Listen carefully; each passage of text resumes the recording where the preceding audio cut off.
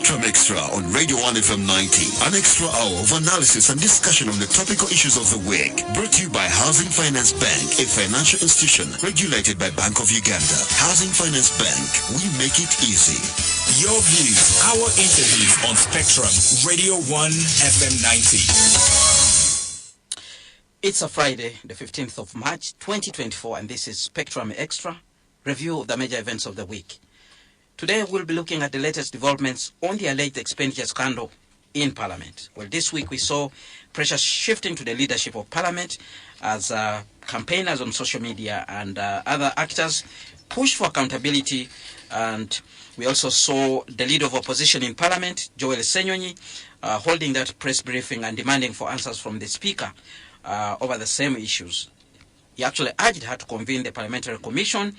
We also saw political parties, civil society people actually weighing in and saying there's need for a comprehensive audit into handling of the finances within Parliament. Today there was a sitting at Parliament, and outside there was a heavy deployment of security personnel because apparently there were people who were planning to actually cause confusion at Parliament. So the matter was raised by the leader of opposition, Julius, who actually urged the Speaker to explain what was going on in relation to what has actually been placed on the media platform. Well, the Speaker, backed by other members in the House, especially Jessica Ababiku and Kampala Central MP Muhammad Nsereko, insisted that they could not debate matters that had actually been reflected in the media. Apparently the rules of Parliament does not allow that. And she said also there will be a parliamentary commission sitting to discuss these issues. But later on we learned from the law that actually the only possibility for this parliamentary commission to sit is after June the 30th. It took the intervention of Lwemiyaga County MP Theodore Ssekikubo to actually move the Speaker to say something about what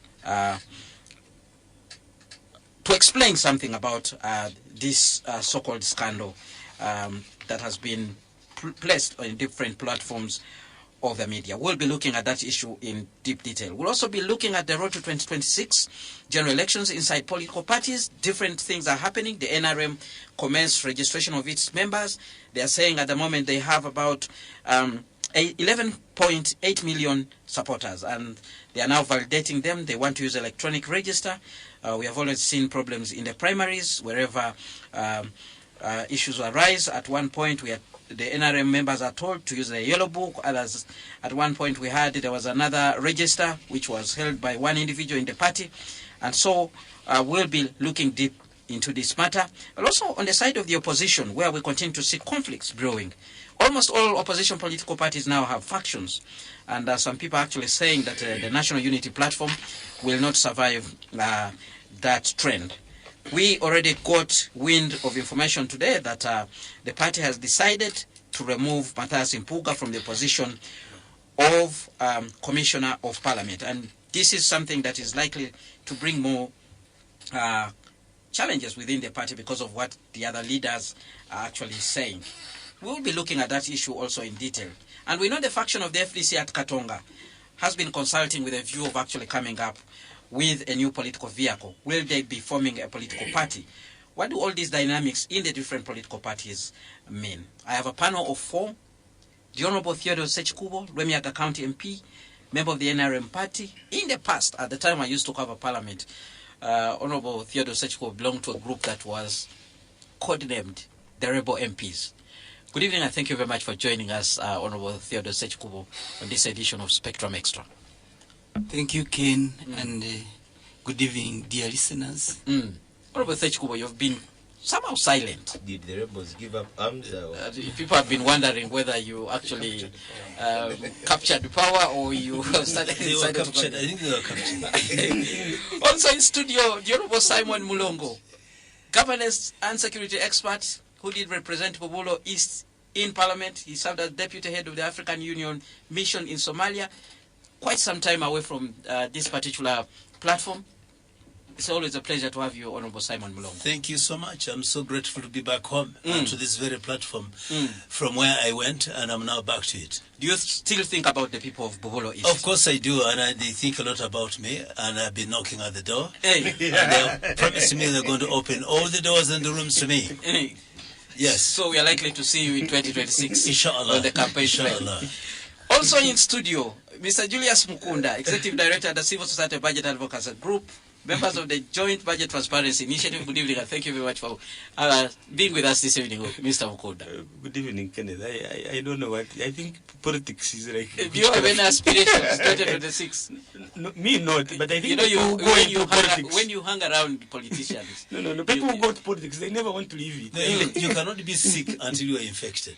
So he's not infected. He's not yet infected. Also in studio, Mr. George Musisi, a lawyer and a member of the National Unity Platform Party, pundit on governance and human rights matters. Mr. Musisi, thank you very much for joining us. Good evening to our listeners. Pleasure to be here with these eminent gentlemen. Do you have some political fever? I have all the qualifications to stand for any office in this country. Yes. And he's a very active politician. Well, and I think that says it all. It's only me here on this table who has not yet got the political fever. Because you have earned your constituency. And I'll continue doing so. I dispute that. Well, you dispute that? Yes. I will ask you to bring, what did the speaker call it? Well, we don't rely The on social evidence. media. Yes. Gossip. Not rumors. Gossip. Not rumors or gossip. Anyway, let's set the stage of this discussion by listening to a clip where the Honorable Theodore Ssekikubo actually moved the speaker to say something, and we learned from the speaker that she's not going to be ready to explain herself because of certain things that she thinks could be behind this campaign. Let's take a listen. Speaker. You say we debate other things, we lay the papers, when the credibility of this House is under challenge. We cannot sit here as if nothing wrong has happened. I was amazed that in your communication you did not make a mention of the grave allegations against the institution of Parliament where I belong as a member. And once this House is tarnished the way it is, I can't sit comfortably there, and we say we move on to other items. Can we have a clarification about the allegations in the media so that we take a corrective position, so that we clean ourselves first? We are taking oversight role on other institutions and arms of government, but when it comes to us, we want to hide it under carpet. And it is a shame to this House if we proceed when such allegations are on our head, and we continue as if it is business as usual. If you had issued a statement at that point, we would say yes, but to proceed as if nothing has happened. Once this House is on fire, I cannot sit down there. We need answers. What happened? Honorable members, what happened? Sit and I give you an answer. What happened? Sit, I give you an answer. Honorable members, I will never give you an answer on hearsay, on rumor mongering. And we are not going to run this House on rumor mongering. Me to answer you on hearsay, on the things that you have cooked on the social media, because I have said no to bomb shafting. I will not. Next item. Well, an extract of the proceedings in the House today as the Speaker finally made her position known on the ongoing exhibition on social media, and the people behind the exhibition have vowed to provide us more information as the days go by. I'll begin with you, Mr. George Musisi. Your party, through the leader of opposition, has been pushing for answers in the House. There you have it. Well, we start from the point that we have a problem of accountability in this country, where public servants don't imagine that they're sitting in those offices to account the general public. Any person who earns coffers from the consolidated fund needs to account the public. That's why there are some laws, the Anti-Corruption Act, one of them, which says that if you even try to show a lifestyle which is much richer than your known earnings, a burden shifts to you to explain. In this case, we have what the Speaker calls allegations. Actually, there have been what has been alleged that one, people are taking trips which possibly overlap. People are taking monies which for activities are not known. Those are serious allegations of monies. People are sitting to share money, to share, it's a booty. And like Honorable Ssekikubo said in that clip, he says that the integrity of the House is in question. Every member of the House would be concerned that if these are allegations, let the people be, because there are laws in this country. The Speaker is a lawyer. There are laws in this country of a person who is seeking to defame you. If there are allegations and there are rumors and they are cooked, to use her words, the law should have taken its course on the people who are cooking these things, because it's damaging the credibility of the House. It's shocking that those so-called allegations can just be pushed below the carpet. Secondly, this is the first time the Speaker is the first person to dispute those things. We have had the Director of Communications for over 2 weeks now trying to justify the said expenditures, the said leakages, which you've seen on social media. He's been trying to justify them. So they're not cooked, like the Speaker wants to say, because her own staff, through the Director of Communications, has actually owned up to many of them. The first one which triggered the world was the Speaker's leave of 60 days and the husband. It was owned, I'm one of those who thought that it was cooked, and it was owned up by no less than the Director of Communications. So these are not cooked. The other issue is, does the public, does the Parliament know, starting from the Speaker, that they owe a duty to account the public? Secondly, the other bigger issue, who does Parliament report to? I don't think that our laws envisage to create Parliament, its independence, to mean that it doesn't report to anyone. You find that the institutional measures that are in place, like Auditor General, ultimately reports to Parliament. When Parliament, Auditor General makes these reports, like we saw in the Civil Aviation Report and Uganda Airlines Report, just by mere ruling, the Speaker ruled the report not to be discussed because it had leaked. Of course, not basing on any law. The rules of Parliament say that when a Speaker makes a ruling, she should cite a law where she's basing it. But that means there's a discretion. The Speaker has a discretion to decide which report, even if Auditor General is to make those reports. Look at IGG, who can, like she even said last week that she has started an investigation into these social media things. She reports to Parliament. We've ever had a clash between Justice Mulongo, was IGG then, and the Speaker then, where the Speaker had to remind her that, you are our officer, you report to us. So who does Parliament report to? That's the bigger question, that our laws didn't envisage to create an autonomous unit which doesn't report to anyone, like the line of the Speaker saying that I cannot rely on social media rumors. Even if these things were wrong, the Speaker owes the public a duty, Parliament owes public a duty to explain and to see that the people who cook those things are held to account. Because as it is now, it's defaming, it's tarnishing the image of the entire House. In fact, the integrity of each and every member, including those who didn't partake of that booty sharing, are certainly to blame. So we cannot go on deflecting blame, like the Speaker seems to say that, these are homosexuals trying to fight me. This is public money. This is taxpayers' money, which Ugandans think is being and the Speaker owes the public a duty. Well, one fundamental issue that actually moved her to actually come to that ruling was the fact that some MPs stood up and said they cannot be influenced to discuss matters that are simply appearing in the media. This is a continuation of what we've seen in Parliament, especially in the last 2.5 years, where there is some bit of choreographed semblance of a debate. Someone stands, it's all choreographed. Because it's not the first time that Parliament has discussed things that have happened in the media. Secondly, Parliament in this case is in issue. It's the main point of concern. Doesn't Parliament think that it owes Ugandans a duty to, if these things are wrong, to explain to Ugandans that they are wrong?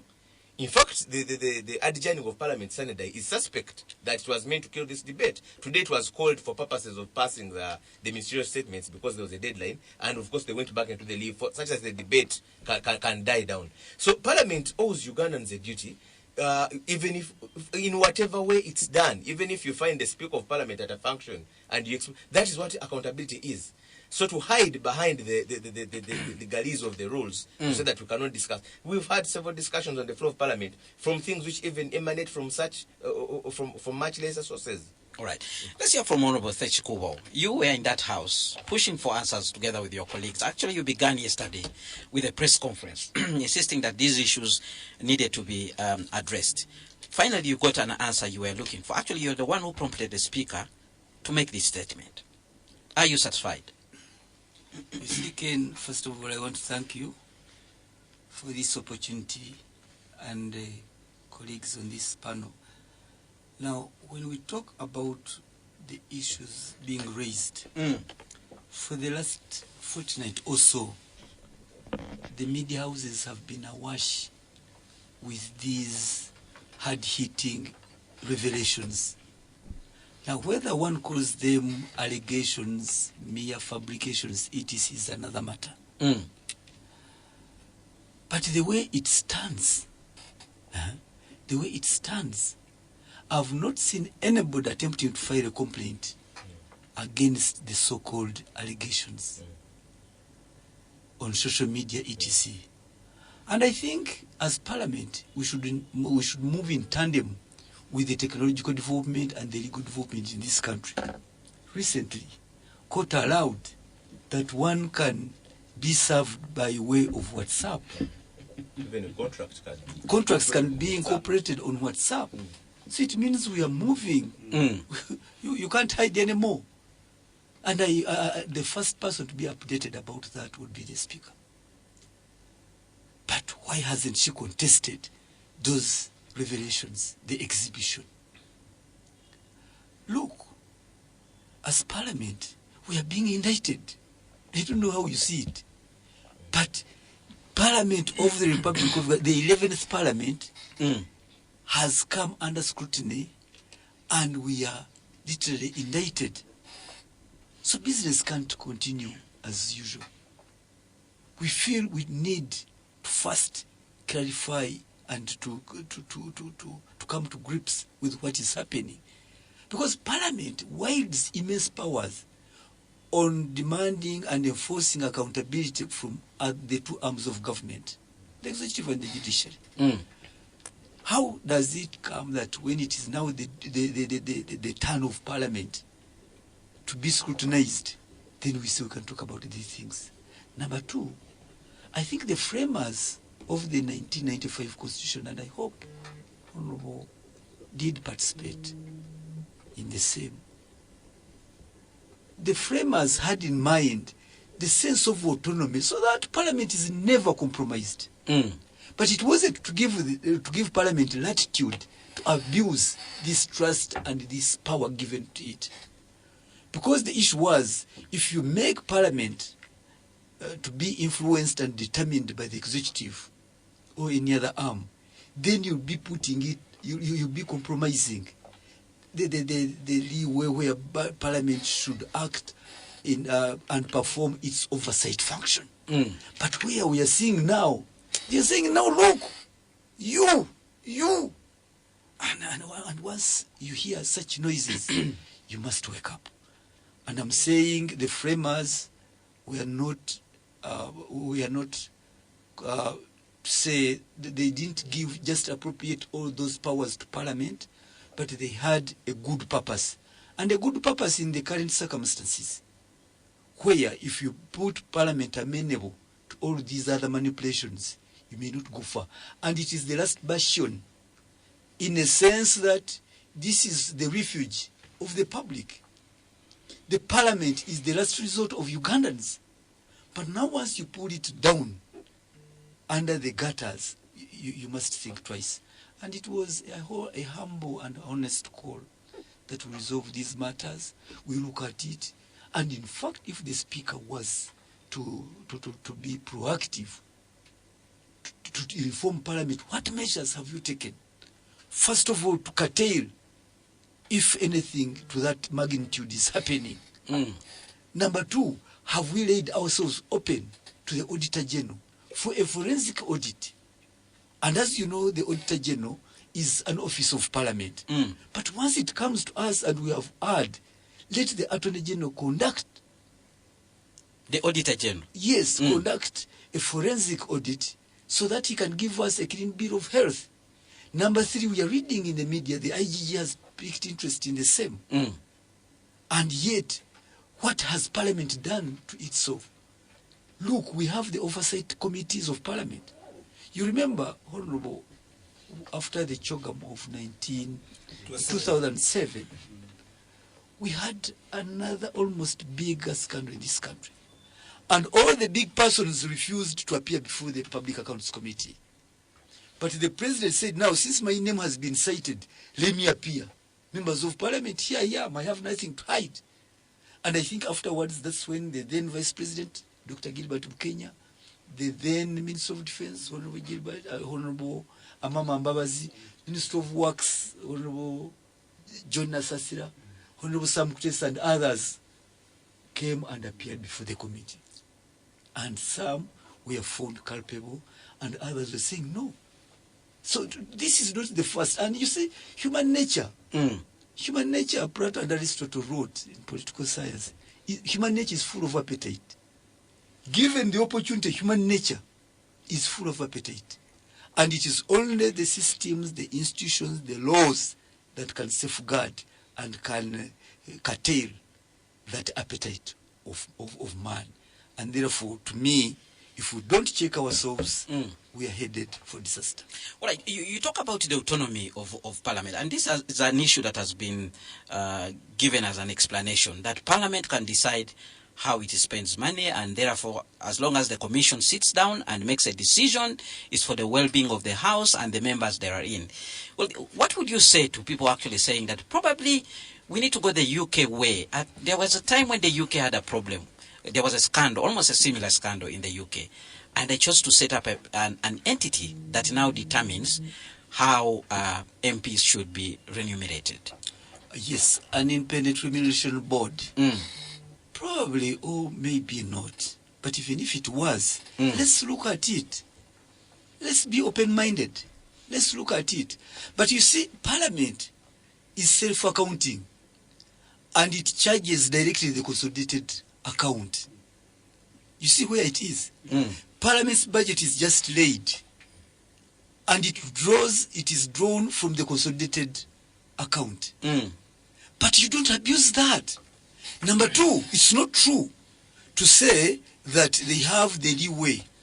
The Commission has the leeway. The Commission is part of Parliament. And it depends on the amounts we vote.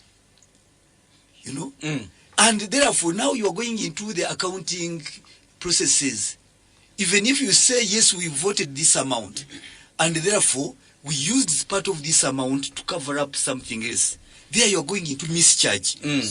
And mischarge can only be permitted on very small lines. Mischarge of 10%. You can't exceed 10%. And you can even then mischarge on almost related items. You can't mischarge on the opposites.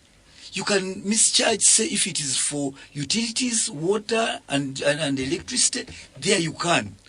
But you can't get from capital development and you go to travel abroad. You can't get from committee facilitation and you put it to personal use as it is indicating. So to me, the big issue we have on our hands is how to tame this lion that seemed to have gone amok. Is it a lion or lioness? I don't know, the lion of Parliament. Not alone individuals. For me, I've been careful not to debate individuals. He's a small person, not a lioness. Right. But I mean this institution called Parliament. All right. Let's look at it from that broader Spectrum Extra, Radio 1 FM 90. Let's go for a break now. When we return, we'll hear from Honorable Simon Mulongo and also Mr. Julius Mukunda as we continue reflecting on the latest developments as far as this so-called alleged expenditure scandal at Parliament is concerned. Now, stay tuned, Radio 1 FM 90. Keep your comments coming via the WhatsApp line 0703 090 090. Spectrum Extra, Fridays 7 to 9 p.m. on Radio 1 FM 90. Thank you so much for staying with us on Spectrum Extra, live on Radio 1 FM 90. My name is Kenneth Lukagandason, your host. We are viewing the major events of the week. Our focus right now is on the latest developments over the alleged expenditure scandal in Parliament, where social media has been awash with reports that a lot of funds have been mishandled in that house. People receiving money on their private accounts, money going to a speaker's account for per diem, and all other forms of expenses, including allowances. And the matter came to the House today, and she said she cannot engage in discussing an issue that apparently has been cooked up by those fighting her for apparently taking a tough stance and passing the anti-homosexuality law. The panel today, Honorable Theodore Ssekikubo, Lwemiyaga County MP, is one of those people who pushed for an answer from the House. We also have in studio Mr. George Musisi, lawyer and member of the National Unity Platform. The people have been pushing also for the answers through the leader of opposition in Parliament. We have Mr. Julius Mukunda, Executive Director at the Civil Society Budget Advocacy Group, and the Honorable Simon Mulongo, Governance and Security Expert, who still has his eyes on Bubulo East parliamentary seat. We know he also served as Deputy Head of the African Union Mission in Somalia. In fact, let me bring him on the microphone. Honorable Simon Mulongo, you were in that House before, and that time we didn't hear even a single noise about alleged misuse of public funds.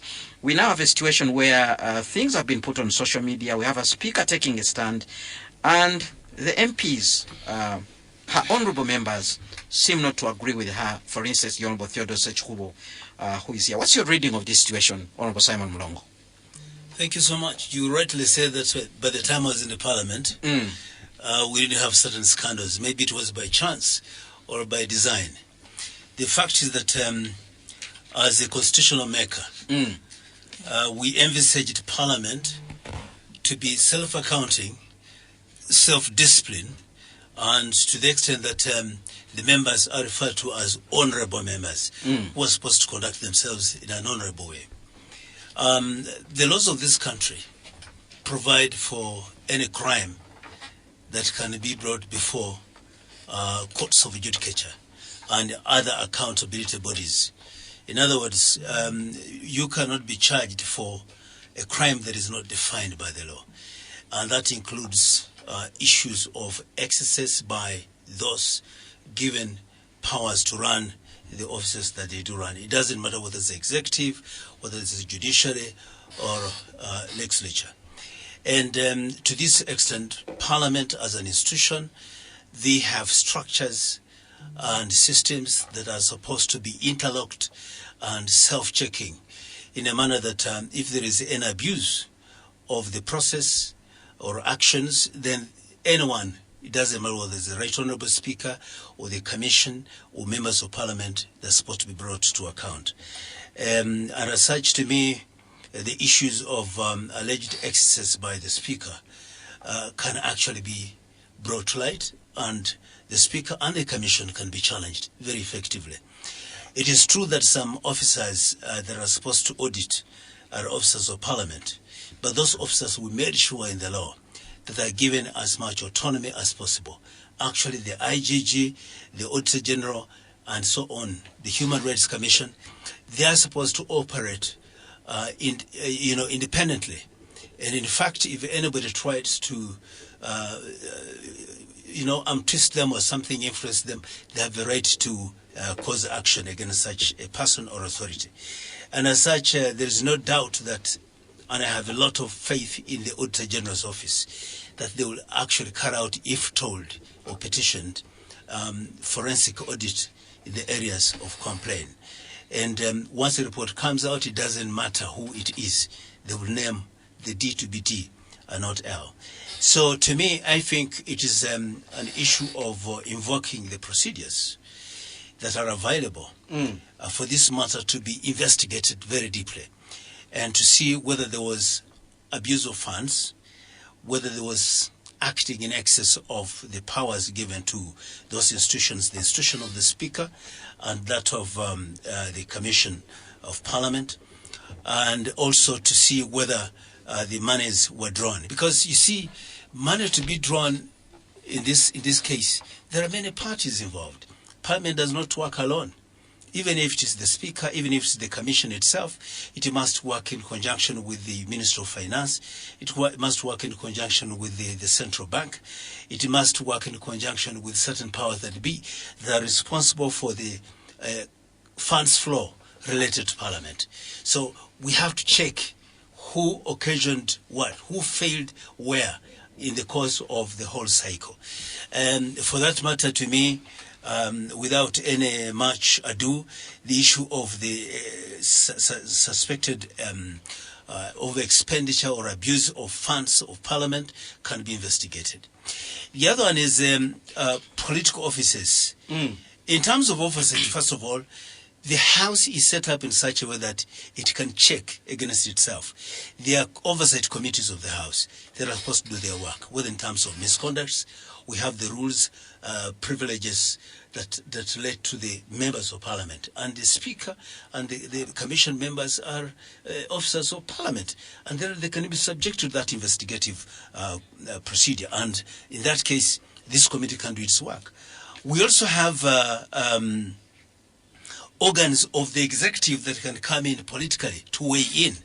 And I think that it is very important, since this is the ruling party officials, a number of them, it's I think upon the NRM to really come in and say something, to say what action they have taken or intend to take in the circumstances. We have already seen some action. There's a young man who has been RDC of Lwemiyaga, who has been active on social media, supporting this campaign of exposing what has been going on allegedly at Parliament. We are told he has been sacked, suspended. Well, that's not in the spirit I'm saying. Definitely, as a ruling party, we can't afford to just keep silent. Some official position has to come out to say, we have noted this, we're doing this, or we have done this. The issue of sacking one individual because has reacted is not a solution. The solution should be, does this really come out? How do we silence this? How do we assure the public about this? Because if we keep silent and then it goes on, then it will go on record that we either ignored or did not bother, and therefore become a liability to us. So for that matter, I think politically we have to do that. The other one is really, I think, the Honorable Theodore and others who raised this matter. It was to say, let Parliament make a specific note for purpose of the public and other institutions to know that recognize the issue that have been raised. And to me, if the Speaker was raising a challenging issue, well, that was her reaction. But to me, the Speaker should have either said, okay, can we investigate this matter, or we shall cause to be investigated, or something like that. Because if the Speaker is innocent, and the likes of the Honorable Theodore are equally innocent, or are not agreeing with the Speaker, and the Speaker is also not agreeing with them, both of them cannot be right. One of them must be right. So for that matter, it requires a third-party authority to come in, to say, hey, what is the problem? And then invoking the institutional and legal frameworks in this country to investigate this matter. What's very important is that our laws provide for checking excesses. It is not just Parliament observing the executive, but also Parliament within itself to check among itself. There is no way we can allow actions that are in excess of the provisions. Abuse of office, abusing the funds, all those are totally unacceptable. And the framers of the Constitution, to which I was a party, framers of the laws, to which I have been a party, we do not allow that. So I think, to me, be other than just condemning and talking hot, it's very important to follow steps. What is the first step? So that we really go to the bottom of this matter. All right. Mr. Mukunda, you are the budget person here, and apparently we've been hearing some of your colleagues out there, economists and budget experts, actually saying Parliament has been flouting the law. Do you agree with that assessment? And what would be your view on how this matter seems to be handled by the House? You heard from the Speaker, and you heard also from the member, Honorable Theodore Ssekikubo, and probably you've been talking to other members of Parliament at the same time. Yes, thanks. Good evening, listeners. You see, there is one aspect in this debate that we are missing. And that aspect is the rules and regulations of the public finance management in this country. And who is the custodian, the gatekeeper of the public finance management in Parliament or in any ministry, department, or agency of government? That person is called an accounting officer.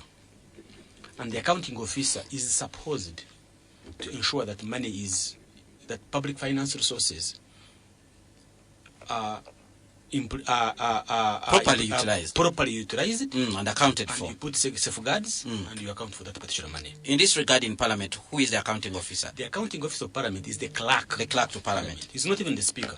He's not even an MP. That is the Honorable Adolf Musisi at the moment. Adolf Musisi Okay. at the moment. And Section 55 of the Public Finance Management Act puts properly the accounting officer and stipulates the functions of an accounting officer. And that one is the most important part of safeguarding public resources of government. The accountant general puts also guidelines on how you should spend money. And therefore, when you find the way Parliament is currently spending money, then you find that some of them are actually contrary to the rules and regulations. Because, for example, we are not allowed to put money, 500 million, on a personal account for you to spend it later. That one is not allowed. And now I'm interested to see what does because also there is the internal auditor of Parliament. What does the internal auditor of Parliament do if these things are taking place? So you want to understand that. In fact, let me tell you, Kenneth, I want to blame a member of Parliament who travels abroad, because when you travel abroad, you come to the clerk's office, say you have an invitation to travel to London, and when he says, "Oh, we have money to fund you," and you go, nobody should blame you.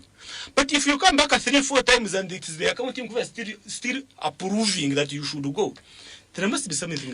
When a member comes and says they want to travel abroad, yes, shouldn't the clerk be asking what value that travel will add to Parliament? Exactly. Now you are getting to the point that if the accounting officer finds that you are going to a trip that might not add value, or you have not even accounted for the previous trip, or you are going for 3 trips at the same time, he should have safeguards to say no.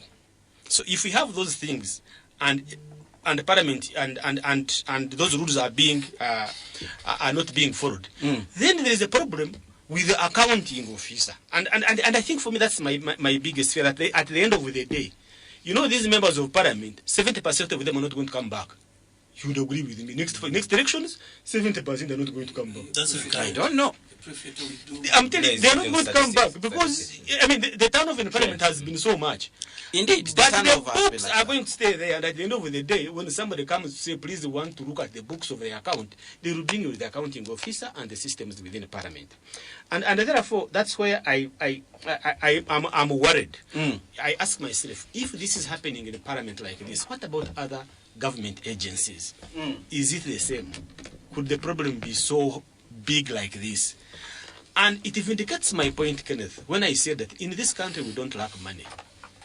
In this country, we don't have the capacity to prioritize.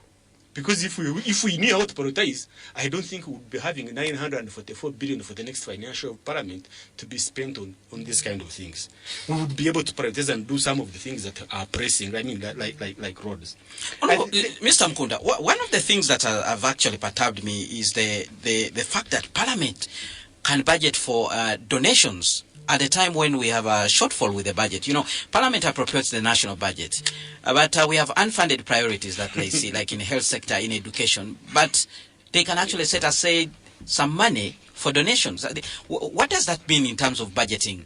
You know, we've had you here before, and there's a term you use that I don't want to repeat again on air unless you say it yourself. You see, donations are not only in the Parliament, by the way. The entire system of government. The entire system. And that's why I think we come to a point of saying, where are our priorities? If we can decide to put the money for donations, then where are our priorities? And you would want to say, maybe you would reduce on donations and maybe fix the potholes that we have I hear that we are having in the campaign. Because I believe donation comes out of someone having an Parliament doesn't have external financing. All the money from Parliament comes from the consolidated funding. So it means this is my money, you and me, that the money we pay into the consolidated fund. But there is something very important that you need to understand also, is that Parliament has so much power. And I was trying to understand the kind of budgeting that they do or where they derive their powers. And I when you look at the Administration of Parliament Act, Section 19, financial year estimate, it says that each financial year, the Commission shall prepare and submit to the President estimates of that year of expenses of departments of Parliament and any other expenses. Then the President shall cause the estimates to be laid before Parliament without revision. only recommendations. So they are just informing the president. This is how we intend to. That you can say that you are informing the president. The president cannot make any. So it shows you the absolute power the parliament has in managing and in managing the resources. And there's something Hon Ssekikubo said that which is very important. That whereas they vote that yeah, you will spend this money, they don't go further to look at the operations on how now the small monies are going to be allocated. And that goes back, let me tell you, to the accounting officer of Parliament, how accounts are done within Parliament. And if we don't strengthen that, that's where the problem is going to happen.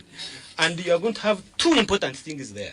One listener actually raises a very important issue and says, Kenya Friend was denied 20 million shillings, which had been deposited on her account by the Financial Intelligence Authority because it was a lot of money, apparently.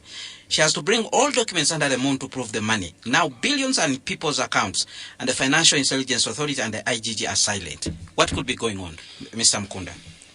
What is going on is what happened today. You see, when an allegation is made, and you don't come up to clean it, to give a clear statement, then that allegation is going to be taken as truth, whether it is wrong or right. So it was the Speaker's role today to surely clearly say that everything is okay. Well, when she said that, she said, yes, these are mere cooked up things.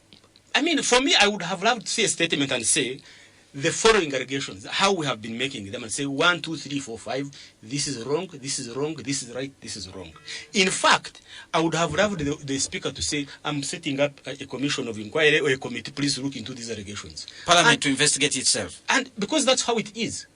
And it goes back to the first question we asked, in which way can we control the excessive appetite of Parliament or the powers of Parliament? Honorable Ssekikubo wanted to come in. No, maybe to give some clarification. To say that, yes, according to the law he has cited, Parliament seemed to be self-accounting and drawing from the consolidated fund.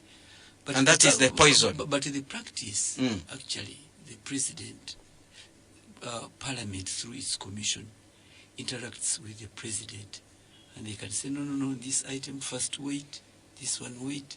For transport, you'll do this. There is that interaction. So the President has a bit clawed back on that legal provision. Then number 2, the clerk. The clerk is a learned lawyer.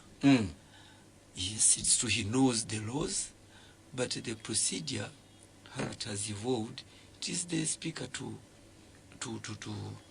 give.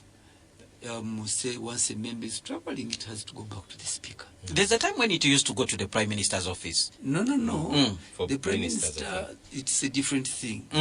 Yes, for different thing, for cabinet ministers, ministers of state. These are members of the executive. Yes, that's where the Prime Minister. But for us as Parliament, the authorization, the clearance is by the Speaker. By the Speaker. Yes. But you see, that's my point. That the Speaker would say, go for trip B authorizing.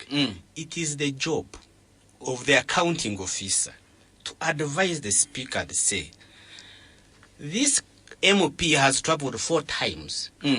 He's traveling 4 times.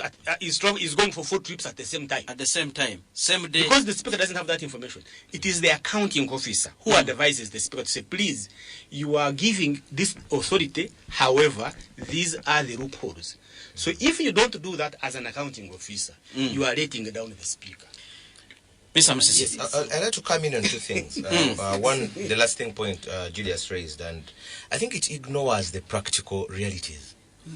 First of all, trips by themselves have become tools to be used by speakers to control, tools of control, foreign trips. I was speaking to one of the MPs, is a NUP MP, and he was telling me that the reason why I support LOP is because the man has just recommended me to the Speaker. I've just traveled back from France. So trips have become, even internal ones. You found that if you're in the bad books of the Speaker, you will not travel.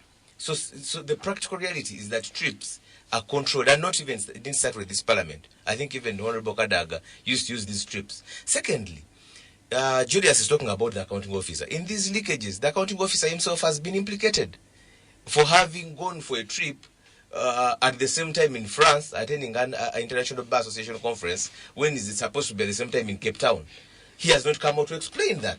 And there's supposed to be the accounting officer. Thirdly, the practical other challenge is that right now we have a speaker, and this still didn't start with this parliament, who is almost larger than life, who controls, and it started with Honorable Kadaga. Remember when the Attorney General, the government got an injunction in court, which she referred to as a stupid court order. And I remember also when the Honorable Jerry Karuhanga went to court over the COVID 20 million of booty, which was shared during COVID. And remember that, I don't know why you refer to it as a booty. Booty is I'm referring it to money which is mysterious. And in that case, remember, they refunded it. The president ordered them and the MPs refunded it. I remember the words. And what happened thereafter? I remember the words Honorable Kadaga used to describe Honorable Jerry Karuhanga. What happened thereafter? Why don't you continue? Yeah, you should complete. And say when MPs were forced to return the 20, because the speaker had spearheaded it, the president ordered them to be given 40 million. So my point is, have we lost total control from the last parliament to this one? We have the speakership, and like Honorable Theodore, I don't want to be. The speakership has come to mean controlling each and everything that is part of the house. That is why you have Honorable Ssekikubo, Honorable Duru, Honorable Senyonyi as lone voices. Where are the other two today demanding? Because if someone comes and says that this class of people are all thieves, I would be concerned as a person in that class to say that no, I'm not a thief. Why is the silence? Why is the general silence? Then the other issue is, where does that leave the accountability role of Parliament?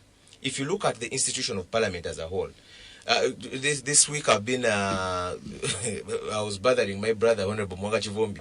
How can you even start to go to Kosas and start backing at people when Parliament has all this image hovering over it? How do you even, where do you get the moral authority? You as Kosas and PAC to start demanding for receipts the way you've been backing. Honorable Ssekikubo, you're in a park backing at people. Where do you get the moral authority to come and for people in statutory bodies to come before that house? And you come threatening them to be escorted by CIDs when you're referring to these documents as cooked things. So it leaves the image and sanctity of Parliament entirely. No. Let's hear from you, Honorable Mulongo. Yes, I think let's not go out of context and raise dust to the extent that it looks like the whole thing is Halabaloo, lost control.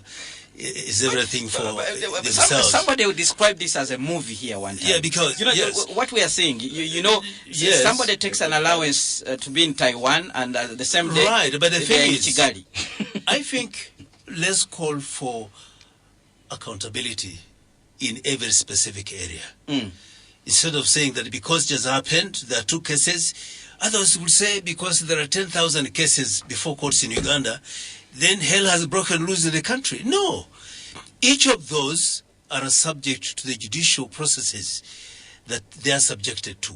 And in this case, if somebody has taken allowances for 2 activities which are concurrent and has attended one, then somebody should be brought to book to explain.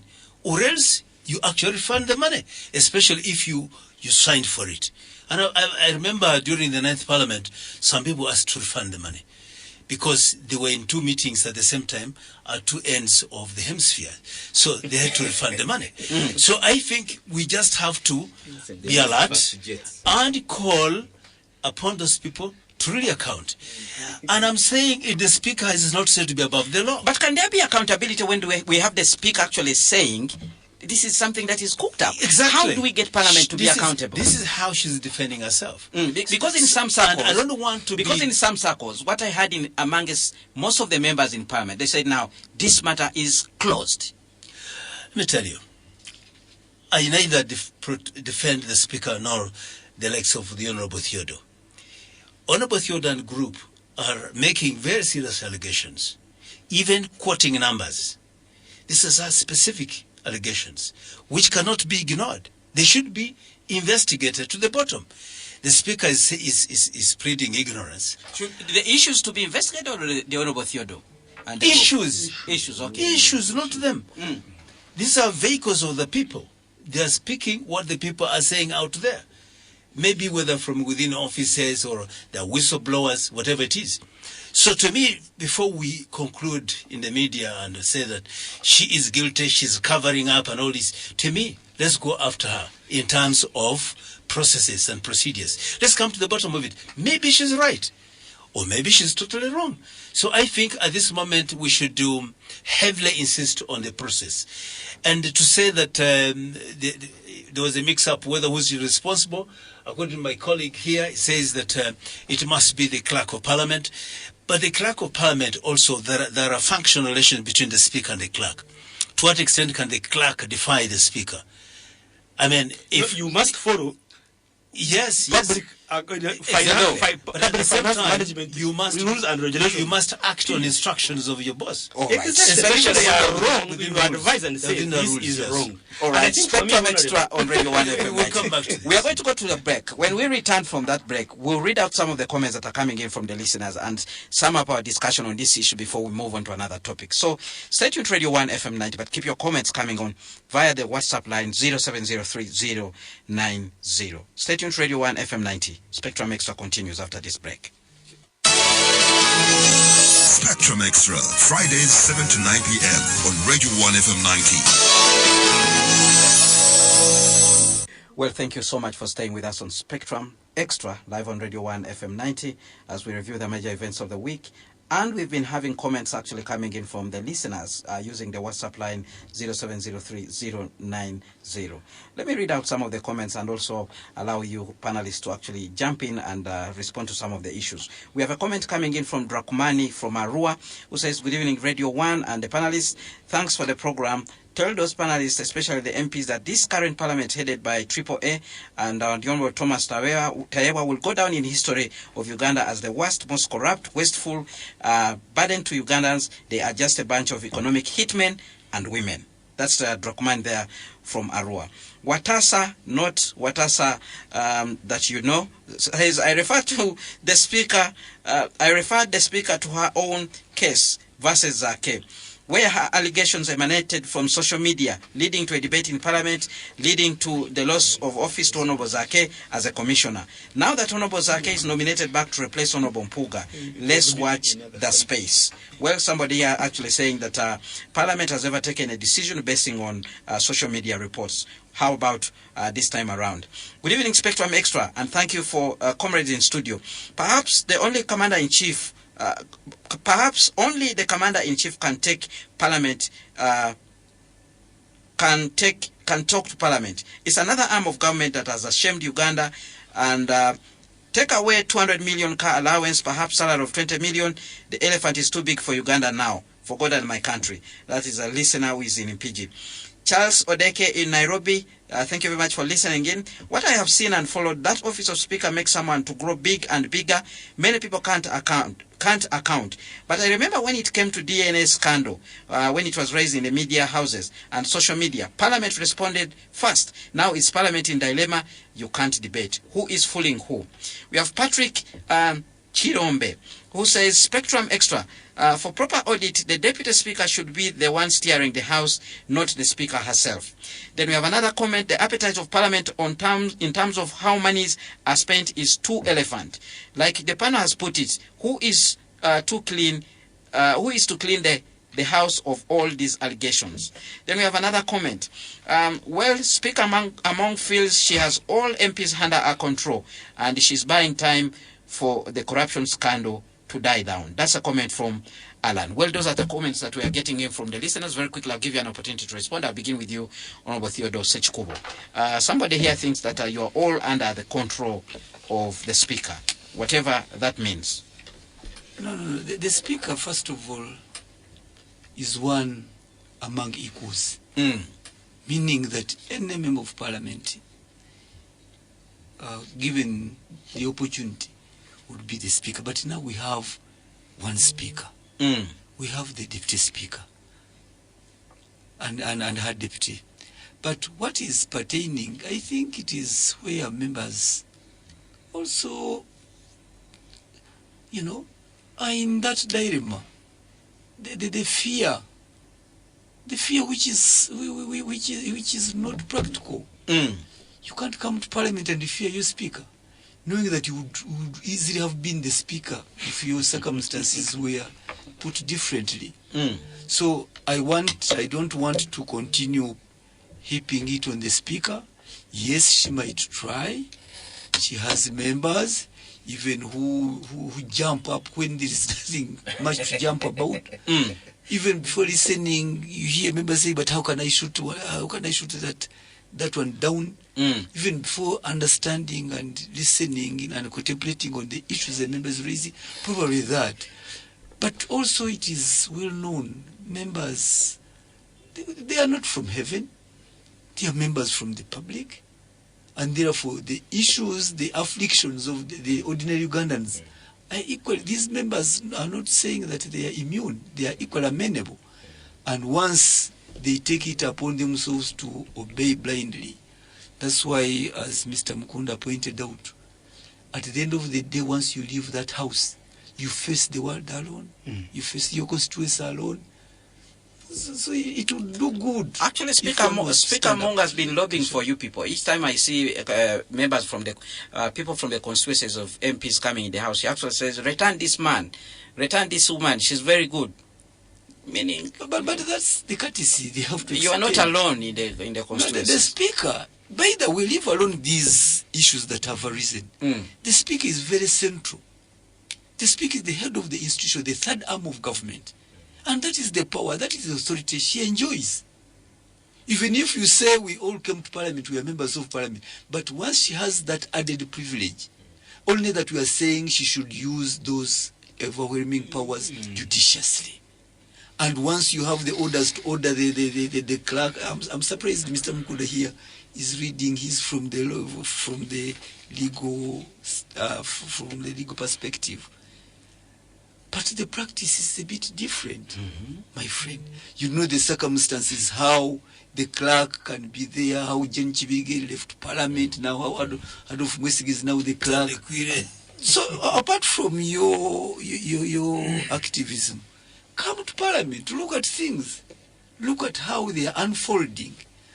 Because you might end up putting a position here. When you say that, you seem to suggest that whatever is happening in Parliament is outside the law, because Mr. Mukunda has been emphasizing the law. No, he's right. He can only read the laws. He can only fall back to the laws. But all I'm saying, so where does that leave us? Where does that leave us, their practices? Where does that leave us, Honorable Ssekikubo? No, if the institution that made the laws is the first one not to respect the laws? Yes. But at the end of the day, Mr. Council Musisi was telling you, yes, there are those overwhelming powers which can tempt someone to abuse them. By the way, the speaker needs serious guidance on this. She can't be the law in herself. No, the laws of the land must prevail. This is what I'm saying.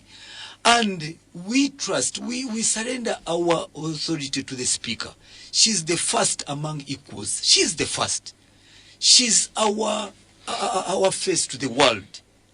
She is the one who interacts on behalf of Parliament. But then the issue is, don't abuse those powers. All right. Don't abuse those privileges. Hold them within your ambit, and don't abuse the rules and the laws, because you can be able to do that and get away with it. For instance, where does now the issue of homosexuality come in? Where would it come? Where would it arise from? When we are having matters, serious matters, you know, the sanctity, the privileged position of Parliament is being challenged. You can hear, you've been reading those texts coming in from WhatsApp. How do we push back to say that, well, that one happened, but I think we can prevail? The Parliament of Uganda must prevail. And that's what I'm saying. That's why we're very careful not to point at names. But we're saying the institution of Parliament. You can't say, because I'm not cited anywhere, therefore I'm okay. No. We are all indicted. Honorable Simon Mulongo, before we hear from... I think you took the mic out from me, because my colleague had mentioned about the roles of the speaker and that of the speaker, and I'm happy that the Honorable Theodore is now coming back to the line I was trying to tow. The fact is that it's not enough to just raise dust about the alleged squandering of resources at Parliament. But it's also more important to see to it that it is followed to the right accountability. In other words, nobody is above the law, and the Speaker, on her own, she thinks there is no problem, and so I think it is very important to invoke accountability measures, and mechanisms are within and outside Parliament, and that can be done very ably. And I know that what he said is that a speaker is more equal than others. Ordinarily is one among equals. One among equals. That's just being very humble. I know you just completed your law degree the other time, and you want to talk like these lawyers. But the issue is that really there are accountability mechanisms within and outside Parliament. If, for example, an investigative procedure is invoked within Parliament, and the matter is not is criminal, they can actually refer the matter to a criminal investigation body to carry it out. Yes, and definitely one can be subject to such very serious procedures. So I think we're not without those institutional measures. We have those mechanisms, whether it's the IGP, whether it is a parliamentary committee, whether it is the Auditor General, whether it is CID. We have all those. Even within the State House, we have those desks that the President has set up, which can actually do their work very seriously. And I'm sure if the President is interested in this matter, he will carry out, whether quiet or openly, investigations to find out the truth. Right. So in this case, let's not talk like there is no, it is beyond law, it is beyond that the Speaker is too much, is too big. I don't think so. So I think we should point out these weaknesses, we should point out these irregular issues, but have faith in our institutions that there are. Of course, people will tell me where are the reports of this and that. Those are questions for another day. But at least people should know that you cannot be above the law. All right, Mr. Mukunda. Okay, yes, very quickly. I think I've got my answer, and I think Hon Ssekikubo has just said, you know, these things are no longer working. Eh? Did he say that? that the law, they if it was in Parliament, on a point of clarification. He said, Mr. Mukunda, he said, I see you reading the law, but when you come to reality and the practice, these things actually change. An indication that for me that, I mean, people, we no longer follow the rules and regulations when they come to practice, when the rubber hits the road. That we did he say that? That we take he it back. seemed to suggest that. That's what I think. That's why I asked him whether he was actually saying that Parliament is let's not not impute improper motive into an honourable member. What I remember is just for information. Wait, honourable. Which I think he's here. Because let me just take it properly. My Honourable Simon Mulongo. Yes. I put a question to Honourable Theodore Ssekikubo. Yes. Whether the house that makes the laws is actually flouting the law, and he seemed to be. Are you trying to block me from making my point of information? I think it was my turn. Providing you information, but you can't inform me. Guiding the debate. Okay, fine. The point is that. May I remind you that I'm the Speaker? Wait, Right Honourable Speaker. The point is, what the Honourable Theodore, and I believe what he said was that. There are those operational guidelines that emanate out of those laws.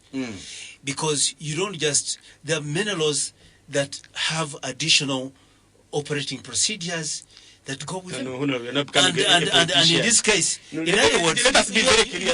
Let us be very clear. But can I deliver a point?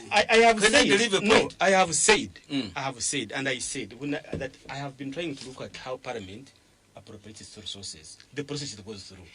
And I quoted the Parliamentary Administration Act, and I said, what I found out here on Section 19, that when the Parliament has made its budget, that it will submit to the President. It will cause the estimates to be laid before the President, and the President shall cause the estimates to be laid before the Parliament Minister of Finance, yes, without revision. But with any recommendation that government may have on, and that's what I said. And he helped, in my interpretation, I'm like, without revision means that the president actually cannot change these proposed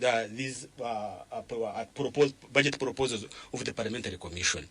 And From there, then I said Parliament has its absolute power on how it appropriates its resources without any interference if the from the recommendation executive cannot or be from absolute. anybody else. All right. Let's hear from Mr. Musisi. I think the point that Honorable Theodore was making, and which I entirely agree with him, is that yes, we have the law, but it would be foolhardy to ignore. I'm a rule of law enthusiast, but it would also be wrong to ignore the practical realities, challenges we face every day. Exactly. We've had problems, and that's why I don't agree with Honorable Mulongo, because I'm a perpetual optimist, but I don't want. We cannot look at the different examples that have happened in that house, where speakers have, and it's not even about the current leadership. Even in the past, they have acted as above the law, and the internal checks, the internal administrative checks. I don't think that there's any committee of that house that can bring the speaker or even the deputy to order today, as it is now. Just recently, I can even mention some instances where the speaker has certainly gone overboard, outside the law. At some point, she told the deputy general that as long as I'm speaker, you should not come back to lead any business in the house. Of course, she doesn't have those powers. She doesn't decide who. So where does she get those audacity to say that? Outside the law. That's what I'm saying. Because, and that's why Honorable Ssekikubo, I agree with him when he says that we need to look at the speaker is the number one guardian of the laws, of the rules, and even the constitution. All right. She's the number one guardian. Lastly, I was just reminded here when the speaker described the social media things as rumors, that Honorable Zake was pushed out of that house because of a social media post. And also somebody also reminded us Oh, about the parliament having a discussion on issues of DNA. Mr. Moderator, I don't think that point should go unchallenged. No, you can't challenge it. That is a fact. It's a fact of the matter. It's a fact of the matter. Are you reading before I say my point? Does Does it mean that you already... I'm just Okay, then let me say my point. All right. I don't want to go by what they're saying, that Parliament is absolute. I'm saying this. We're not saying that. We're not saying that. We're saying it's acting even refreshed as if it is. So to me, it is that Parliament is not absolute. Parliament has conducted decisions that have come to be challenged, and some of the decisions of that House overturned. There are institutions that act as checks to that House. You can't tell me the Parliament is the total absolute. I don't agree with you. No one has said that. We're saying that. Then withdraw that. Let him withdraw it. Let him withdraw it. No, the actors behave. And it's not as if because they have of absolute powers. The people who are supposed to check have absconded their duties. You're talking about an accounting officer. You're talking about internal. I said both internal and external. And definitely that House can come to be judged even outside of that House. Well, one of the listeners actually said it's only the president, the commander-in-chief, who can call the House to order. Not the president. Even judicial. Well, when we have a situation when we have a situation where the gatekeeper, the clerk to Parliament, is actually among those named to have flouted the rules of handling finances, what do you do? Let me call upon to account for that. Maybe he has an explanation. Maybe somebody cheated on it. So really, before we assume that he's as guilty as charged, let's go into it and establish it. All right. Well, Spectrum Extra, we have to bring to close that particular discussion and shift our gears. Yes, very quickly, Honorable. Small clarification. The issue of the pass has come up to show that, Parliament charges on the consolidated account, as Mr. Mukunda has read out. But the real practice, now I'm coming to the practice, is that the budget process is a protracted process.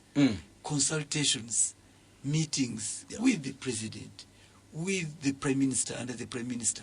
There are those consultations that go on such that by the time now Parliament presents its budget, it would have been harmonized upon. But when you read the law, it's as if Parliament, under the Speaker's chambers, they come up with a budget and forward it. So why are you complaining if you're saying that this expenditure is within the budget that was discussed thoroughly and approved? That's where you've taken it out of context.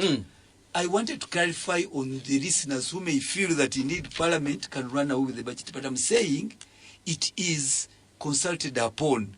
The votes, it is consulted upon what vote is parliament, how much you need for committees, for development, for recurrent, etc. So you have but the money now to the spend. issue, excuse me, but now the issue, if you've been following those social media exhibition you are talking about, you would have known the abuse and where the abuse is taking place. We are not here to introduce what has happened. It is a wash. The profligacy in those exhibitions are clear, and it shows who has abused. And in my earlier submission, I went on to say that even if you hide under mischarge, there are particular degrees and percentages, minor percentages, so it wouldn't give you the leeway to abuse the way it is, the way it has been exposed. Yes, so my point is to say that the parliament is on its own, and that's why even when Honorable Mulongo Simon was talking about how do we now call parliament order, if the executive was, as you insinuated, you could even set up a judicial commission of inquiry. Because you say you can't be a judge in your own cause. Exactly. You can't talk of the speaker to sit in the chair and allow. Even if you have to set up a select committee, it would be the speaker to appoint the select committee. You cannot talk about the report. The deputy speaker, because also the deputy speaker has been adversely mentioned.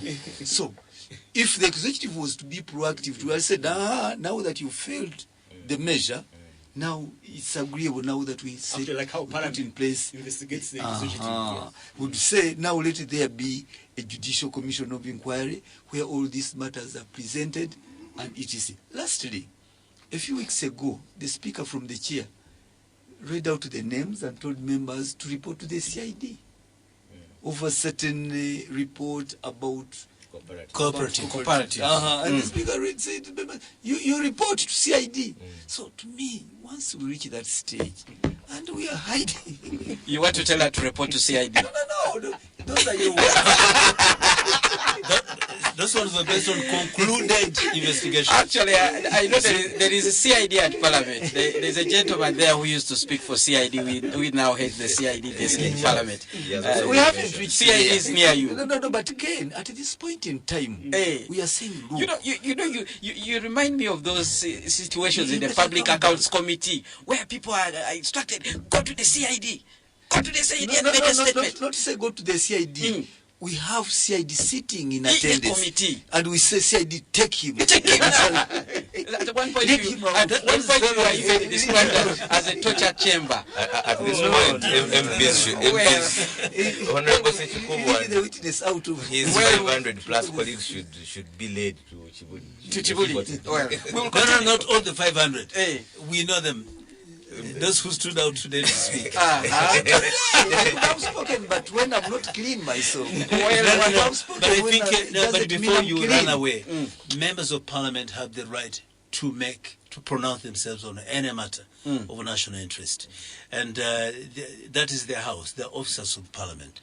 So surely if they raise the matter in a manner they did, they have every liberty to do that. All right. And to that, Honorable Simon, parliament is to talk. Allow the talking. Let the views come out. I can feel your pain over No, that's why I can't take it. He spoke. I can't take it. Let people speak. Because we are all in this together. I'm not coming out to say that now for me I'm killing, therefore I have the moral high ground to dictate to you. No. We are all in this. Particularly, can sanity reign back in parliament? Can someone call us to order if we can't call ourselves to order? And that's very dangerous. If you don't allow me to speak, what business am I doing in that house? You try to keep quiet. You try looking down, but it pricks your eye, and you must wake up, and you must stand up to the occasion. Right, let's shift. We'll keep following this story and looking at all the developments as they come. Parliament has been adjourned for 2 weeks. They will be away for 2 weeks. They are focusing on ministerial policy statements, and some people have actually been speculating that going by Ugandan standards, by that time, this matter will have fizzled out. Let's wait and see what. Why? Let's shift our gears. But he will not have fizzled out. Let's shift our gears and there is a Hansard where the speaker had promised. She was in the chair. Said, members, let us first lay these And then we'll ministerial discuss this processes, issue in the then I'm commission. giving you ample time and all the time you need to discuss the exhibition. But immediately this was done, she adjourned the house. There's a saying in Luganda which says that that when a case, when an issue, You said in Luganda first. when an issue, when you stay over a matter, it gives you Ogusula Gukuwempoza. I just wanted to avoid These are saying it. matters that are still standing out, and we have other options. We may choose to give a notice, a formal notice, to serve the Speaker, notice that this is a matter of great public importance, that it needs to be put on the order paper. We expect you to convene Parliament at its earliest sitting, and we serve the Speaker, the Clerk, and we wait for the debate. No, but we can even recall, if the anger rises, we can choose to petition and we seek signatures. All right. Force Parliament. Of course, Honorable Ssekikubo has fallen into the trap of what he was blaming Julius for, quoting the law. When you talk about that petition, you don't find colleagues to make the minimum numbers. That is the practical reality as well. That is the maneuver. I've ever gone through it. Ogusula Gukuwa Empoza. Let's move on. I think it is on both sides. No Mwabi. You will not find many MPs appending their names on it. All right, gentlemen, let's move on. We are into a political season, and we are seeing a number of activities happening in political parties. The NRM, of course, is registering its supporters, but there's a dynamic within that political party, and it's the issue of the Patriotic League of Ugandans that most people are wondering what is going on. Even some NRM people are baffled. Today the leader of this organization, General Muhoozi Kainerugaba, was in Masaka and actually said people should elect leaders who are not corrupt.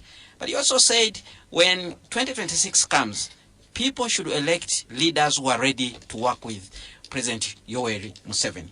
We are also seeing dynamics in different political parties, including the opposition. We know what has befallen the NUP, and we thought that this issue was about to be resolved, and the party has now decided through its neck to actually throw out the Honorable Mathias Mpuuga from the Parliamentary Commission and replace him with the Honorable Zake. I have seen an explanation coming in from Parliament that NUP actually has no powers to remove Mpuuga from the Parliamentary Commission. I'll begin with you, Musisi. Yes. Political dynamics within different political parties and what it means, and we'll be interested to hear what is happening in your party, NUP.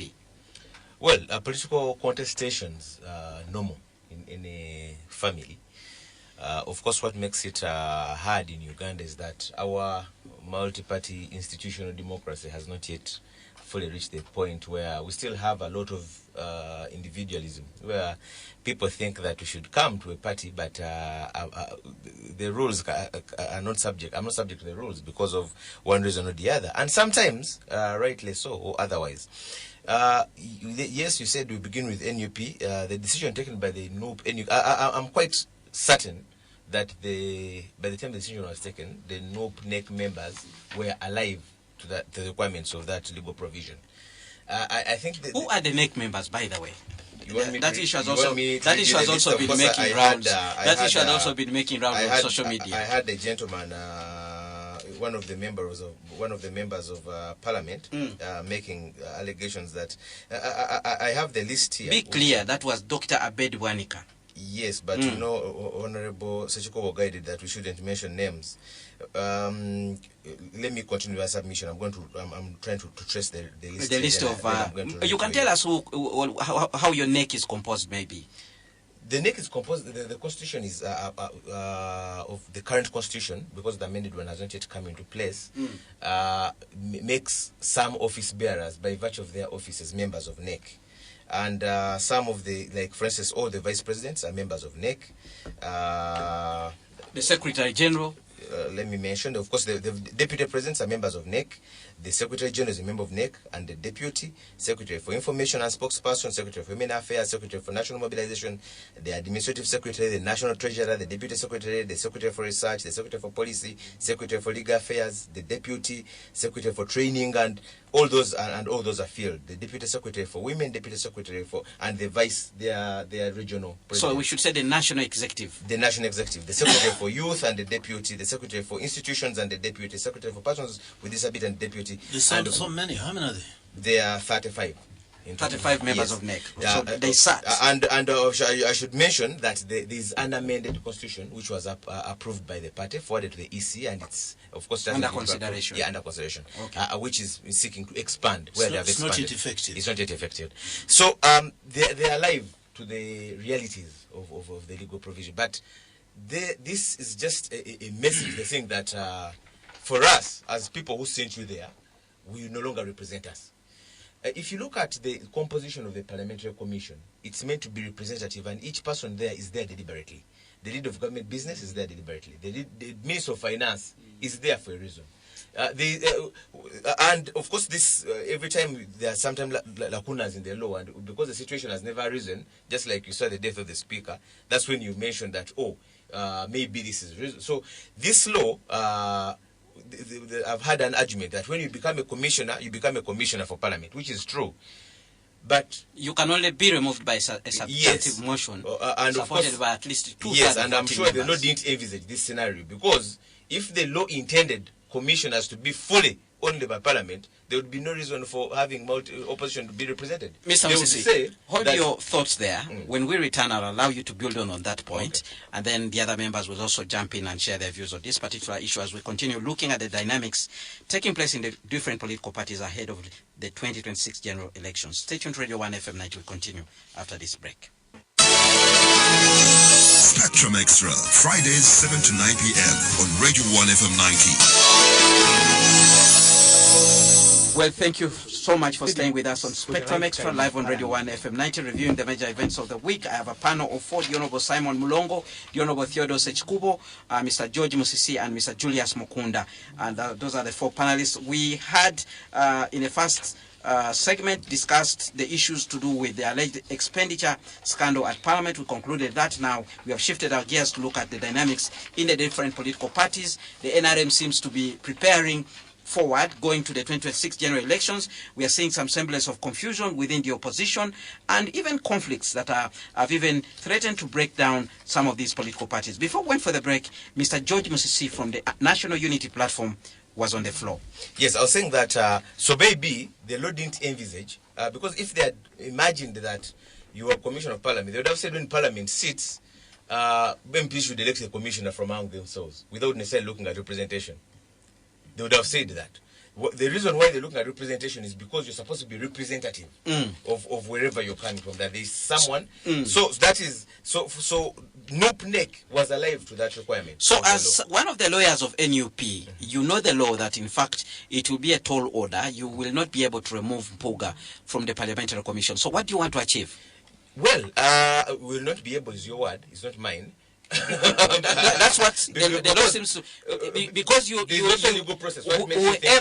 moves the motion in the House will need 2/3 to support that motion in order to overturn the confirmation of the House, which is a tall order. What I'm looking at, the decision of NEC is saying that we as people who recommended you there, you no longer represent our interests. Simple as that.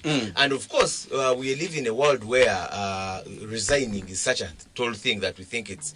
if the people who sent you there no longer say that you don't represent us, then who do you represent? All right. So that's the question. Would therefore members of the public who think that you have some sort of vendetta against Mpuga be right?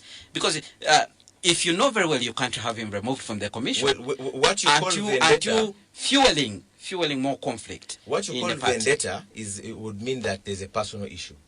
But as far as I'm concerned, all the issues have been public. In fact, what has been blamed for NUP has been saying that, why don't you handle these things quietly? But it was a public matter which arose, if you remember right, from the same leakages we've been talking about. The matter came from social media. All right. And so, just 1 second, let me clarify. Very quickly. So when it came to the floor, and of course everything else has been public. So this was handling a public matter in a public way. All right. Even before I move on to Honorable Simon Mulongo, you can also comment about what is happening in the NRM. What is happening in the NRM, the kicking off of their registration, that is what everything should do. Of course, when we see an offshoot of NRM, what you call PLU, as a lawyer, first of all, I appreciate that every person has a right to associate in whatever manner they feel. What I think is wrong about them is the person, even the General Mohozi, is breaking the law. If you look at the Political Parties and Organizations Act, which forbids serving statutory officers, even the constitution, from partisan politics. What he says his organization. He says his organization is not partisan. What is described as an organization fits everything that PLU is. And then when they are launching, they said they are standing boldly on the fight against corruption. When these leakages came up, I thought that was an opportunity for PLU to show us its bold stand. He has spoken today and said people should elect leaders who are not corrupt. And he was speaking from Masaka. So I would have ideally no problem with any person who associates with PLU to do as such. But let it be in accordance with the law. And that's what we've always been blaming NRM is. That if you're in multi-party politics, you do the multi-party, do your registration, let all other actors enjoy the same benefits without you enjoying unduly. Honorable Simon Mulongo. Yes, I go back to the Parliamentary Commission. From the definition, which is very selective by our Landi colleague, is to mean that the Parliamentary Commissioners are delegates who go there to attend meetings. I didn't say that.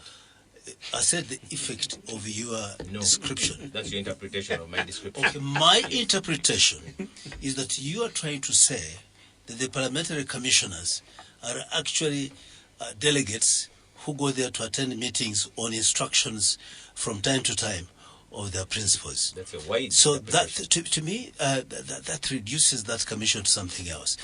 As far as I know is that the Parliamentary Commission have a process through which they go. Even if you have been nominated by your own principals, there's a process through which you go to become a commissioner. And so you cannot just sit somewhere with a resolution, then hand it as if that is the very way you can remove a parliamentary commissioner. If we have institutions of that nature, where there is no security of tenure of office, then it is nothing. So to me, I think those commissioners have some degree of security of tenure. And the Honorable Mpuga should be enjoying that security of tenure. Despite the fact that you people have your own issues, which you are now to pass over to him, and he becomes a victim. So your love for him is no. I don't have a love admirable. for him. It's okay. I'm not as an individual. I'm talking about as an institution and as a process. So I think we should be able to protect ourselves. Whether it is a Judicial Service Commission, whether it is an Electoral Commission, there must be some degree of security of tenure of office. So I'm afraid whether he's removed, I will not go without breakfast, but the issue is that there must be some actually, if you talk about security of tenure, Honorable Simon, so even the president can be removed. So there is no, the constitution didn't envisage someone exactly. who is exactly. So, but what is the procedure? All right. The way you're acting is that the powers rest with you. Now, finally, on the NRM registration exercise, I come from Namisindwa district. I'm not from the center like the Honorable Theodore, who has no idea about neighboring countries, because when he looks on the west, there is Uganda, South Uganda, North Uganda. Me on the east is actually Kenya. And our people are registering well. The exercise kicked off very well. The outcome, the response from the public for the members of the party is overwhelming. And I see the exercise really going well. By the end of it on Sunday, I just hope, because the number is so big that I'm not sure whether they're able to accommodate them in the 4 or 5 days that were earmarked for them. Is this genuine love for the DNRM? From what you're saying, you said the numbers are so big. It is not me. I'm just telling you what the people are. If the people are overwhelmingly in love, then that's the information you should get. But I'm just reporting the fact that the NRM party is registering high scores of turn-up in Namisindwa and particularly Bubulo East. So, as a person who is interested in the 2026 elections, parliamentary seat in Bubulo East, how important is this process? This, of course, this is our constitutional process as a party, where we have the register that is reviewed, updated, for purposes of ensuring that those who elect in the primaries will do exercise their right for the primaries.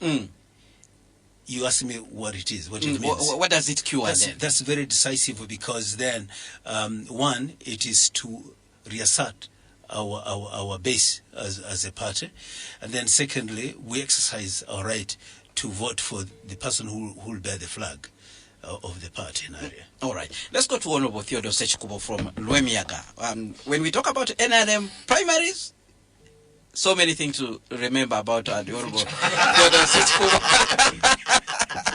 And his situation arose from the issues to do with the register. Those are social media rumors. You are here not only for institutional memory as one of the longest serving MPs in Parliament, but your seniority in the NRM and its primaries. You know, we remember that situation where you kicked the utensils in air and threw them away, saying you could not accept what was going on. And you did not wrestle a policeman. And you did wrestle a policeman. So are you happy that at least you are going electronic this time around when it comes to the issues of the register? But Ken, I thought you were raising objective issues. Well, I just wanted to confirm that I will boil down to subjective experiences. And but for this one, I think it's important for any party to embark on this very important exercise where parties act as vehicles for interest articulation and interest aggregation. And I think now the mischief that is being cured here now was the paradox whereby in the NRM registers it had 12 million members, but when it came to the vote in the ballot box, it was only 6 million votes. At the general elections for the president. Why? Why are you more than... actually, it was much less than that. Why are you big in the books, in the register, but translates what translates into the votes is very, very minimal. And this is the challenge that is being addressed. Because now we want to go electronic. We want to tie the membership to the National Voters ID, etc. But suffice it to point out that, again, because of the inertia within the party, because of the shortcomings, yet again, we might miss the point in a sense that we are conducting registration when the voters, the youth who are at school, who are at universities and colleges and upper higher secondary education, they are not at home. And yet this requires physical presence for you to register. Where will it leave now the entire exercise? Because at the end of the day, at the time of voting, these very people will be at home and they'll need to participate. And that's the thing. Now, this morning, as I was coming to Parliament, I had the personal assistant to the chairman of the party, Hajat Namiaro, crying foul that when she went to check, her name was missing on the register. If the person in the name of the personal assistant, His Excellency the President and Chairman of the party, is missing on the register, then who is on the register now? That shows you that there is a problem. Office of the national chairman. Yes, the head the coordinator, of the office coordinator. The office, the personal assistant. Her name was missing on the NRM register. So that shows you that we were not intended to start on a tabula rasa. No, there has been some register, and we are just updating that very register. But you find that the timing is playing us havoc. Now, the interests and individuals who interfere with this exercise, who obliterate names from the register, who issue resources to start the exercise at an awkward time, there is a mismatch. And therefore, before congratulating Honorable Simon Mulongo for encouraging his voters to come in droves to register themselves, he should realize that whereas he's succeeding in Bubulo, what is happening elsewhere in Uganda for his party might leave a big question to be answered. And lastly... And what is that happening? What is happening is what exactly I'm telling you. Some people are missing on the register. Some people are missing on the... Very important person, very important members. And they can be updated. And a big section of the youth You know, our register, we register those of 16 years and above. The senior 4, even senior 3, they are not present. They are not there, and I'm sure even news must be to their schools. What provisions? I think Dr. Tangodoy will have to move in to have some contingent measures, continuous registration, contingent measures in place to accommodate these the learners. The learners. And lastly, I think when you see the PLU today, I think those who have ears should hear, because there has been confusion. Tova Kumeini, standby generator, 2026, where the standby generator is getting nominated. The Tova Kumeini won't be on the vote on the ballot paper, on the ballot. I think now with that one, by the statement of General Muhozi, I think that clarifies the position that even himself, he's mutating in a way. Now he ends up saying that, oh, you excellent people for you to vote the president, to vote the NRM, etc. But what is perturbing me as a person is that constitutional provision, that Article 208, Hon Simon.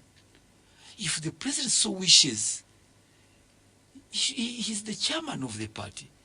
He has treated serving officers differently in the past. In these very studios, when Brigadier General Mukunda made just political statements, you know where I ended. Yeah? In a hiatus of 7 years at home, under the so-called house arrest. When General Sejusa also made those comments, when even others, even Dr. Besige, it started from writing a politically charged paper that the movement is derailed, and that was it. The rest is history. So what I'm trying to point out is that why doesn't the General Muhozi Kainerugaba, he's a four-star general, he's a full general. Any soldier, any militant aspires, the aspiration as they join the army is to rise to the highest rank. He has attained that. He has done that. And we are proud of him. But I was in that parliament with Honorable Mulongo here, where we shredded that UPDF bill until we got this act. We were actively involved. And it was very, very clear on who serves, a soldier, a militant, and the provisions that are in tandem with the constitutional provisions. General Edward Katumba Wamala is a serving military officer. The late Ronda Nyakairima was a serving military officer. We even have other people who have been deployed elsewhere, and they are serving military officers. Yeah, but they are serving political officers, not necessarily. And they are making political statements. Because this one, what you are forgetting to tell the public is that he is a special presidential advisor in charge of, actually an advisor in charge of special military operations. So it is a bit different, it is distinct. And number two, you are not seeing General Katumba Wamala mounting a rostrum, a political rostrum as it is being done there. Is it not a wealth creation? No, this is a bit different. You read the statements he was making. So to me, he has only told you to not to vote for corrupt leaders, and he says you should vote for leaders that will not antagonize Mr. Museveni. I think you are being provocative. I think so. You're being provocative. And you should have quoted General. Just guiding. You should have quoted General Tumukonde. Can't you heed his moralist advice? General Tumukonde was court-martialed for when he's a member of parliament. You can add he was a member of parliament for a radio interview. For the record, General Muhozi said that the biggest problem Uganda has now is corruption. Now, let me tell you that. Can that take him to court-martial? And it is in support of Honorable Theodore's stance in parliament. Look at the broad spectrum. The activities preceding, during, and after his visit to Masaka. It wasn't a tea party. It is not a tea party. All right. Look at it from that perspective. So what I'm saying, the point I'm saying, we are not begrudging him. All right. But as a serving officer, and even he himself, so the question I'm raising, if he can take total disregard of the Constitution and the laws governing his institution and profession, the UPDF, why is he still aspiring to be there, to be the president? What will you expect of him after arriving there? All right. Let's hear from Mr. Mukunda. Mr. Mukunda, do you as people in civil society follow these political happenings, especially you people with preoccupation is actually the national budget? Are you interested in the dynamics that are taking place in these political parties? Do they have any implications? Oh yeah, I mean, last time we talked about it. Whether you are PLU, whether you are NUP, NRM, what I'm interested is, what is your economic policy for this country? This country has got a number of economic challenges, and I'm yet to hear really these things. One is, this country is highly indebted. If you are coming to power, how do you intend to ensure that we reduce on the debt burden? Corruption, we've talked about it for almost 1.5 hours here. As a party, what strategies are you putting in place to ensure that actually those who are corrupt are taken to court, and there is a streamlined process which we have been struggling to explain here to the public? This country, I mean, we have a serious value for money. How do you ensure that the little we have can bring bigger returns to this country? The challenges of, I mean, up to now we don't have a governor in this country. I want to know that if there are any processes as a party that you are coming to say, these are the procedures and the policies that we're going to put in place to ensure that when these high-ranking officers that are heading government institutions, this is how they will be appointed, and this is the time frame that you give. Like the speaker, if the speaker today, I mean, something happens, you know how immediately you have to replace the speaker. So these are some of the things I want you the economic agenda that is in place to say, look, if I come, this is what I'm going to put, so that the economic hardships we Ugandans are facing can be reduced. Look at the issue of school fees, for example. Look at the issues of the healthcare system. Look at the issues of, I mean, the potholes in this country. Is it because we don't have the money, or is it because we are setting wrong priorities? And I think for me, that's what I want to hear from our political pundits who are saying, "Oh, we want to take power." Other things, the way they're there, but for me, the economic agenda is critical and very important. But I think Hon Ssekikubo has mentioned something which is very important, that we have these rules and regulations.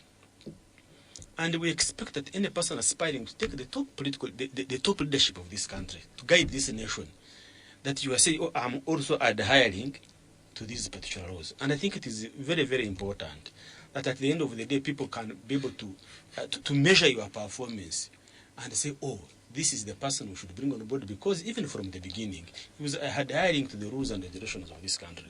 And I think that adds a value to any person who is doing it. Because the president also resigned from the army when he was going to join, when he was going to join politics. And I think for me, that's, I mean, yes. So it would be easier to do that.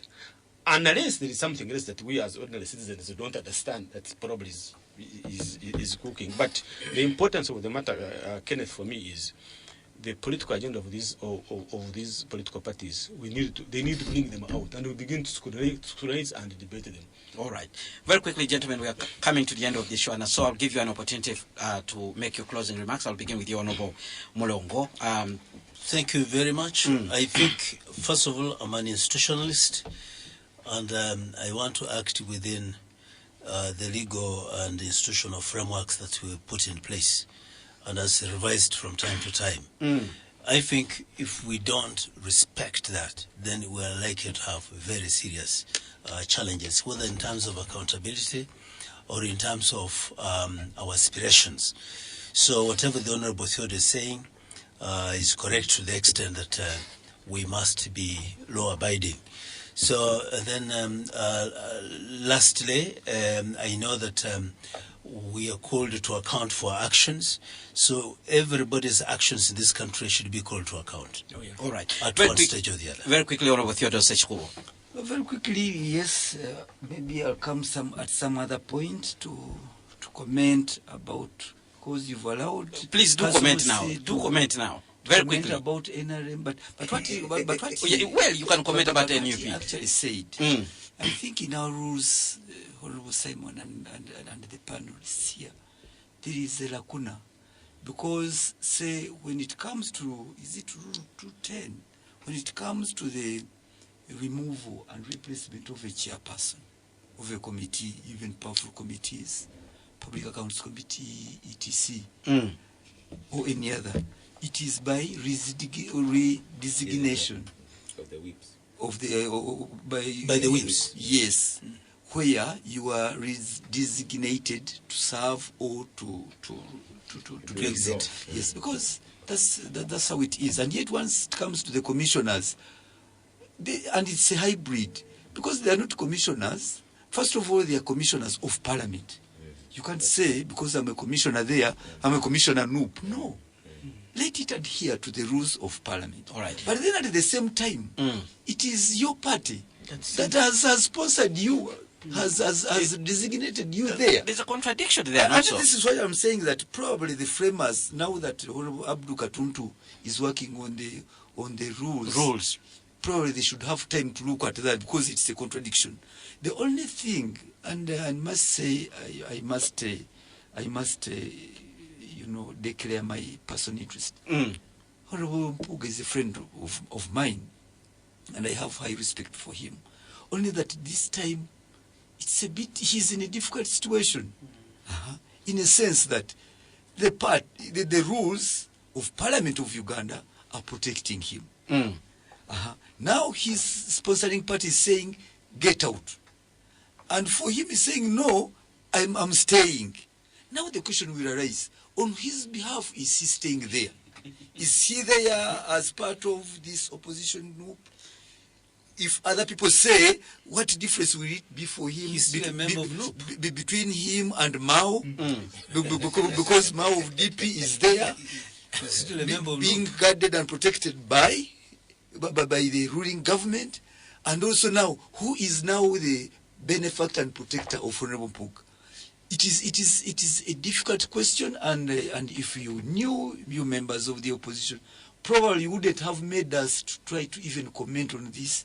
He's a friend, he's this, but you are putting us in a very difficult position, and really one doesn't know how to wiggle out of it. All right. The laws, the rules are protecting him, but morally, on his behalf, on whose strength, on whose strength is he sustaining his commission?